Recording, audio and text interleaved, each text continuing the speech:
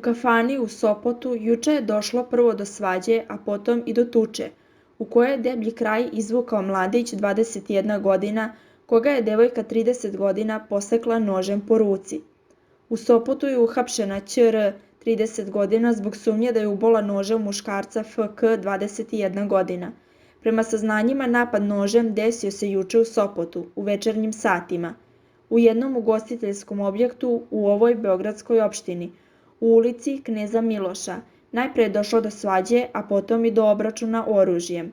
Tom prilikom mladić je posečen po ruci. Potom mu je ukazana pomoć u Domu zdravlja u Sopotu, po urgentnom centru u Beogradu. Konstatovane su mu lake povrede, a policija je uhapsila osumnjičenu i podnela krivičnu prijavu protiv nje.